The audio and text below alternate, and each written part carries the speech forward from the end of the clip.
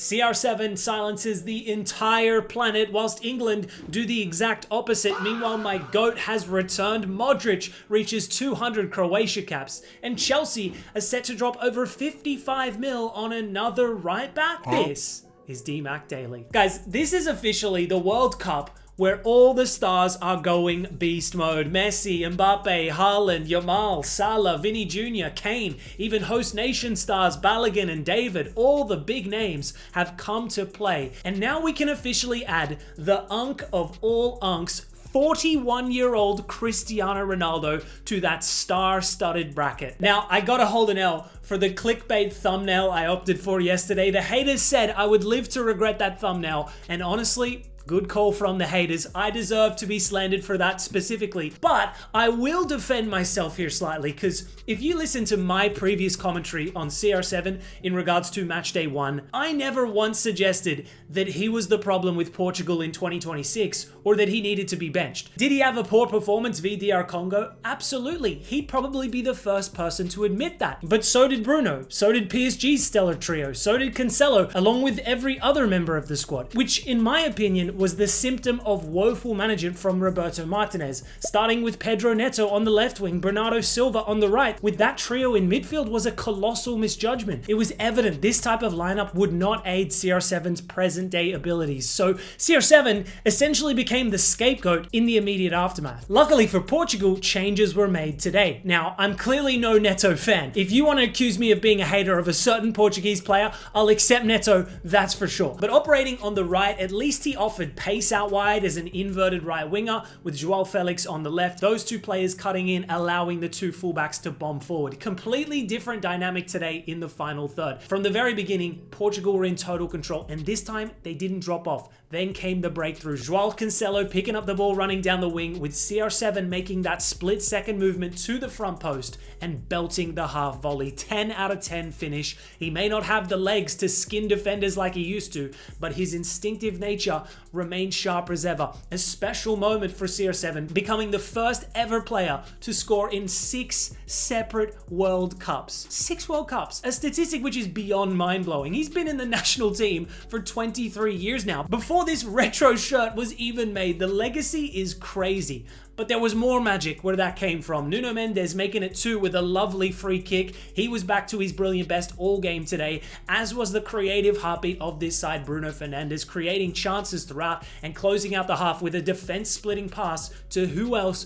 but CR7, who calmly slotted his second goal. Couldn't have placed it any better, side-footing it into the bottom left corner to break another World Cup record, this time the oldest player to ever score a brace in the tournament. Portugal went on to score another 2 in the second half, Rafael Leao coming off the bench and bagging a beauty to close out the 5-0 win in a 5-star performance. Credit where credit's due to Martinez. He made the necessary changes in personnel and the overall approach too. Less emphasis in just maintaining possession for the sake of it, with a far more relentless attacking game plan. It paid dividends for the team and of course for a certain veteran. He's faced immense scrutiny in the past World Cup and Euros in 2024. It seemed like his best days with Portugal at major tournaments were well and truly behind him, but we must remember a redemption arc of sort unfolded in 2025 as CR7 carried Portugal to a Nations League triumph. And sure, that isn't nearly as esteemed of a competition as a Euros or World Cup, but his heroics against the likes of Germany in the semis and then Spain in the final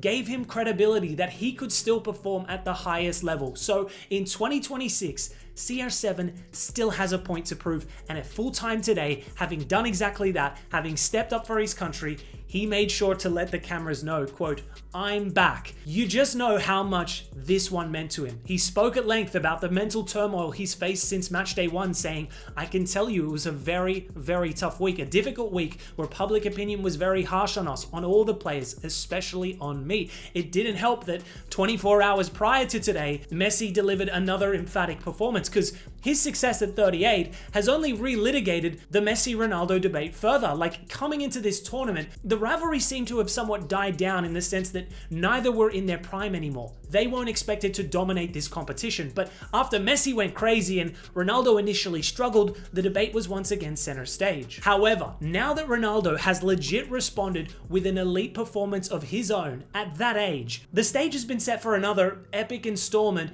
of this seemingly never-ending iconic rivalry. Portugal aren't guaranteed top spot yet in their World Cup group. They actually sit second behind Colombia, but if they do, a potential quarterfinal with Argentina is possible. Could you imagine that fixture coming to life? That might be the most captivating last dance in all of sports history. Last thing on Ronaldo, and as good of a performance as it was today, Uzbekistan were atrociously bad. There will be naysayers, just like there is with Messi, so I'm really interested to see how he performs against Colombia and beyond, because if he pops off further as the tournament progresses, that would be extraordinary stuff. Exciting times ahead.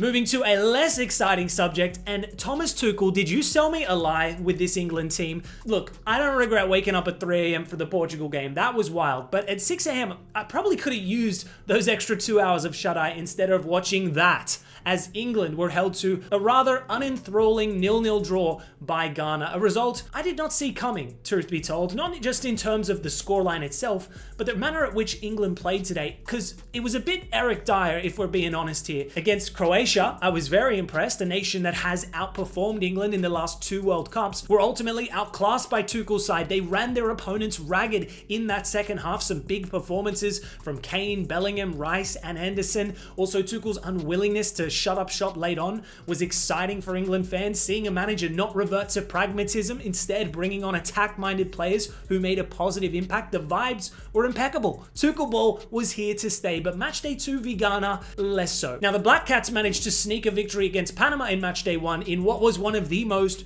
boring games of the tournament. They didn't play well, and the game plan v England was to simply frustrate. 4-5-1, low block, haram ball incoming, much to the dismay of the 3 Lions, because they struggled to breach this rugged defense throughout. Gordon was nowhere to be seen. It's back-to-back games where the new Barca boy has struggled. Madueke was okay, I guess, but also caused 0 problems. Same with Bellingham today, and even Kane to a degree. It was only late on, upon the inclusion of Saka, O'Reilly, and then Rashford, where England showed some attacking intent. O'Reilly coming oh so close, hitting the bar with his header before Kane uncharacteristically missed the target entirely. As good as Ghana were defensively, they'll feel slightly hard done by in the end, with 2 somewhat controversial refereeing calls. Now, the Pickford one for me, I'm a bit unsure of, having seen multiple replays now. Both players don't really commit to the ball and then sort of crash into each other, but the Konsa one for me was a stonewall pen. Like, he gets none of the ball there, clearly makes contact with the Ghana player. I was very surprised no VAR followed this, as was Ghana's manager, who had a banger quote, "VAR was on vacation." But in the end, 0-0 was how it finished. A great result for Ghana, I guess, one that almost certainly secures their qualification to the knockout stages for the first time in 16 years. As for England, I assume they'll defeat Panama in Game 3 to keep top spot. Curious to see how Tuchel rotates the squad. With all due respect, I'd imagine a second string side still eases past Panama. It's not a catastrophic outcome today, but definitely a cause for concern, right? I think there's a real issue with this team in the wide areas. If Saka doesn't get back to full fitness, they're in trouble, because let's be real here, guys. Noni Madueke ain't winning you a World Cup. I'm sorry to be the bearer of bad news. Granted, the midfield looks very strong. Rice and Anderson dominated. Defensively, quite good too, but going forward, very tame today and lacking in creativity just quietly.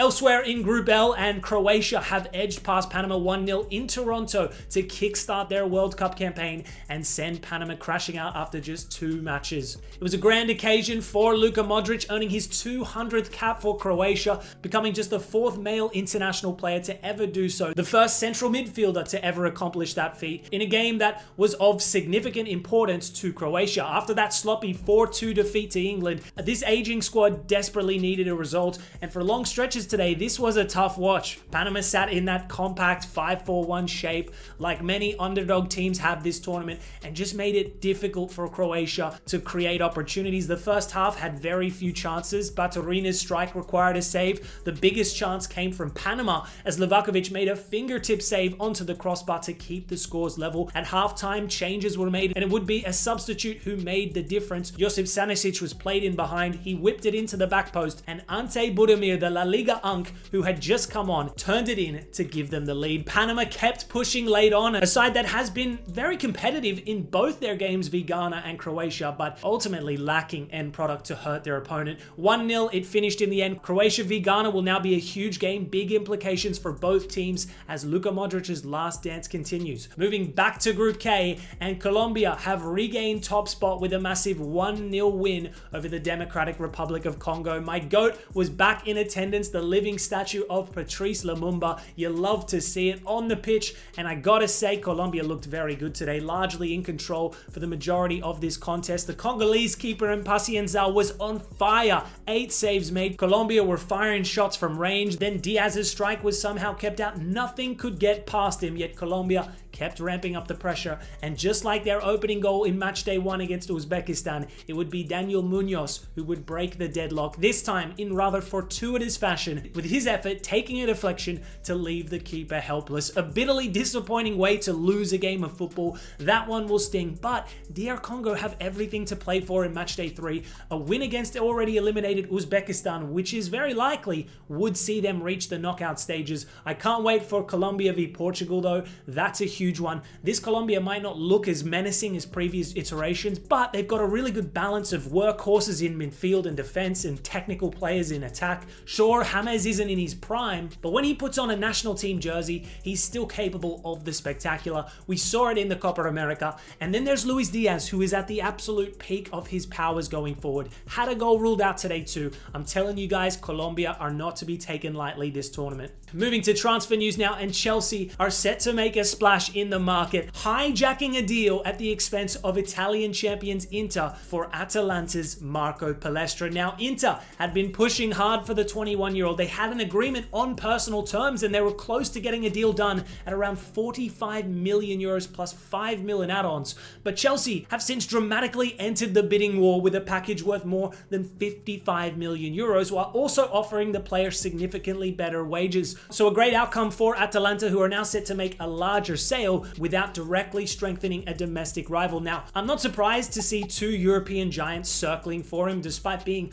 a relatively unproven player heading into 25-26. His season-long loan spell at Cagliari was very successful. He featured in all but one Serie A game, made his senior international debut with the Azzurri, and was even awarded the league's Defender of the Year award. In terms of his qualities, he's rather athletic, standing 6'1" tall, and can play as a wingback or a fullback on either side. A bit of a specialist in terms of his profile. You would assume the club he signs for will utilize him in that wingback role. So there's no question he's a talented young player for sure, with a very high potential, but for in excess of 55 million euros as per Fabrizio Romano's reporting, this transfer begs 2 questions. 1, are Chelsea overpaying here? And 2, did Chelsea even need this kind of player? Because the Blues already have James, Gusto, and Achiampong as right back, right-sided options. Granted, James can also play in central midfield. That might be his long-term role at the club. And to be fair, his injury record makes depth important. But even then, spending more than 55 million euros on another U22 player with no previous experience in the top flight of England, it feels like a very familiar Chelsea move. What do I mean by this? Well,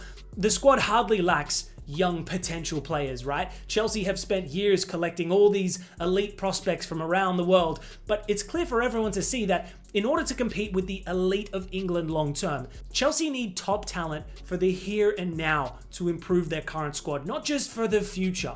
As of today, Chelsea are devoid of genuine elite quality in goal, in the center of defense, out wide, and also up top. I have no idea what the transfer plans are this summer, but a wingback, is that the main priority? Now, it's worth mentioning that Alonso joined the club on the basis that he would have a major role to play in the recruitment process. So there's a good chance that this was an Alonso-backed signing, in which case I can get on board with it. It's just, as Chelsea fans, we're too used to seeing this kind of transfer inevitably underdeliver. I'm certainly not writing him off before he's even kicked the ball at Chelsea. I'm just wanting the club to change its approach, because just look at Cucurella, right? We spent big on potential with him, and then once he reached that, we just sold him straight away. Same thing's probably going to happen to Enzo shortly. Chelsea fans want their transfer activity to be the exact opposite of this. Does that make sense? Anyways, guys, that's all for today's DMAC Daily. Thanks so much for tuning in, and I'll see you tomorrow.